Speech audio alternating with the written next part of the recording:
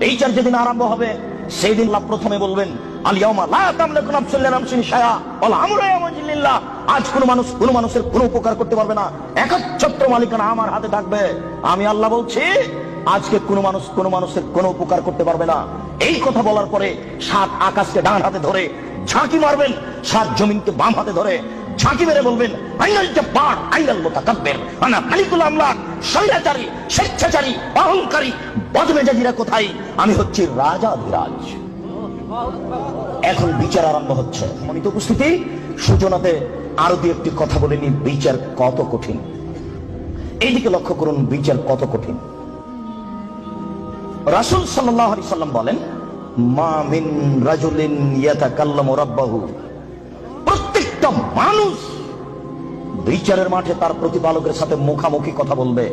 লাইসা বাইনাহু ওয়া বাইনাহু তারজুমান। আল্লাহ এবং ব্যক্তির মাঝে কোনো দোভাষী থাকবে না। দোভাষী বুঝেন কি?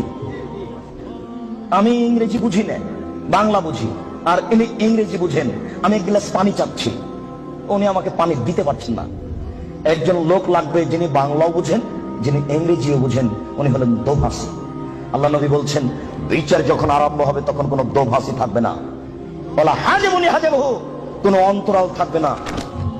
এরকম কোনো অন্তরাল থাকবে না। মুখামুখি কথা যখন শুরু হবে তখন প্রত্যেকটা ব্যক্তি ফায়ানজুরু আইমানা মিনহু, সেটা ডান দিকে লক্ষ্য করবে। বিচার আরম্ভ হলে সেটা ডান দিকে লক্ষ্য করবে। ফায়ারা মা কাদ্দামা মিন আমালিহি, ডান দিকে লক্ষ্য করলে তার জীবনের সব কর্ম দেখতে পাবে। এই বোকা ছেলে, তোমার ভাবিকে তুমি আজকে নিয়ে এসছো এখানে বক্তব্য শুনতে। তোমার ভাবি তোমার মোটরসাইকেলের পিছনে ছিল। তুমি যখন তাকে ডান দিকে দেখবে তখন তোমার ভাবি, তোমার মোটরসাইকেল গোটাটা দেখতে পাবা। এই বোকা ছেলে, তুমি তো রমনা পার্কে আরেকজনের মেয়ের সাথে বসে আছো, এইভাবে দেখতে পাবা। বুখারী মুসলিম। বিচার যেদিন হবে সেদিন তুমি বুঝতে পারবা বিচার কত কঠিন। আমি অনুবাদক, তিনি বলছেন ফায়ারা মা আসহামা মিনহু ফায়ানজুরু মা আসহামা মিনহু ফায়ারা মা কাদ্দামা মিন আমালিহি। ডান দিকে দেখবে তার সব কর্ম, তারপর বাম দিকে লক্ষ্য করবে। বাম দিকে দেখবে যা দেখলো ডানে, বামে দেখবে যা দেখলো ডানে, বামে দেখবে যা দেখলো ডানে। এরপরে ফায়ানজুরু তিলকা ওয়াজহিহি, সামনের দিকে লক্ষ্য করবে। ফায়ারান নার, সামনে দেখবে জাহান্নাম। মুখের উপরে আল্লাহ, ডানে হলো কর্ম, বামে হলো কর্ম। সামনে আল্লাহ, জাহান্নাম। ডানে কর্ম, বামে কর্ম, সামনে আল্লাহ, সামনে জাহান্নাম। এবার বিচার আরম্ভ হচ্ছে। একটু লা ইয়াজুলু কাদামা বানি আদম হাতা ইসালাম খামস। 5টা জিনিস জিজ্ঞাসা করার পূর্ব পর্যন্ত আদম সন্তানের কারো পা নড়াচড়া করবে না। 5টা জিনিস আগে জিজ্ঞাসা হবে, তারপরে এই ছেলে বিচার আরম্ভ হচ্ছে। এইভাবেই হবে। আমি অনুবাদক, তুমি আজকে একটু সূচনা জেনে নাও বিচার কিভাবে হবে। বিচারের সূচনাতে তো আল্লাহ নিজের পরিচয় দিবেন। এরপরে বিচার শুরু হতে ডান দিকে বাম দিকে লক্ষ্য করবে। সে তার সব কর্ম দেখতে পাবে। যেইভাবে পাপ করছে ওইভাবে কর্ম উঠে আছে, সব দেখতে পাবে। এবার 5টা জিজ্ঞাসা। 1 আন উমরিহি, পুরো বয়স বুঝিয়ে দিতে হবে। পুরো জীবন, ৭০ বছর বয়স পুরোটাই বুঝাতে হবে। আজকে সারাদিনে কি কথা বলেছেন তা কি মনে আছে? সারা জীবন বুঝাবেন কিভাবে? প্রস্তুত থাকুন, আপনার কিছু না কিছু উপকার করবই করবো ইনশাআল্লাহ। 2 অনসাবাবিহি, আপনার যৌবন জীবন বুঝাতে হবে। আব্দুল রাজ্জাক সাহেব, পুরো বয়সের মধ্যেই তো রয়েছে যৌবন জীবন, এটা পৃথক করছেন কেন? আমি করিনি, মুহাম্মদ সাল্লাল্লাহু আলাইহি ওয়াসাল্লাম করেছেন, তাই আমি বলছি। আব্দুল রাজ্জাক সাহেব, যৌবন জীবন তো পুরো বয়সের মধ্যেই আছে, আবার এটা পৃথক করলেন কেন? 2 যৌবন জীবন বুঝাতে হবে। আব্দুল রাজ্জাক সাহেব, যৌবন জীবন তো পুরো বয়সের মধ্যেই আছে, এটাকে পৃথক করছেন কেন? আমি করিনি, কে করেছেন? মুহাম্মদ সাল্লাল্লাহু আলাইহি ওয়াসাল্লাম করেছেন। এই ছেলে, যৌবন জীবন যে কত বিষাক্ত তোমাকে আমি কি দিয়ে বুঝাই। ছেলে যখন 4 বছরের, মা তখন চুমা খায়, আদর করে, আব্বু আব্বু। আবার ছেলে যখন 12, 14, 15 বছরের, তখন বাড়িতে আসতেই মায়ে বলে আব্বু তোমার জন্য ভাত শোকেজে সাজিয়ে রেখেছি। তখন ছেলে বলে খাবো না। না আব্বু খাও খাও। না আমি খাবো না, এই তরকারিতে ভাত খাও। আব্বু খাও খাও খাও। এবার ছেলে যখন বয়স 20, 24 হয়েছে, তখন মায়ে বলছে কি করে খাবি? বসে আছে তো দাঁত ভেঙে। ব্যাপারটা কি? 4 বছর মা কি করছিলেন? চুমা খাই। 15 বছর, 20 বছর মা এরকম বলছে। এবার 20, 24 যখন হয়ে গেছে, তখন মার কেন জানি সহ্য করে না। মাও বলছে ছেলেকে ইনকাম করা লাগবে, মাই যদি বলে যে তো দাঁত ভেঙে দেবো, তাহলে বউ কি বলবে? তখন ছেলেটা বুঝেছে, ও ইনকাম করাই লাগবে, গার্মেন্টসে হলেও জেনার কারখানা, ওহো টাকা ইনকাম করাই লাগবে যে কোনো মূল্যে, সে যেখানে হোক না কেন। ছেলে এবার ভেবেছে টাকা ইনকাম করাই লাগবে, এর নাম যৌবন জীবন। আর যৌবন জীবন মানে জেনা, যৌবন জীবন মানে জেনা, যেটা আজকে বলবো। এখানে যত মোবাইল আছে শতকরা 1999টা মোবাইলের জেনার গল্প হয়, এটা আমার অনুমান। প্রায় মোবাইলের জেনার গল্প হয়। যৌবন জীবনে মানুষ দুইটা বিপাকে পড়ে, এক টাকা, সে দেখতে চায় না টাকা বৈধ না অবৈধ। দুই, দেখতে চায় না সে মান সম্মান, জাহান্নাম কি জান্নাত, বাপ মায়ের মান সম্মান যাবে কি যাবে না, সে বেখেয়াল বোকা সেজে সে জেনায় লিপ্ত। এই দুইটা জীবন খুব কঠিন।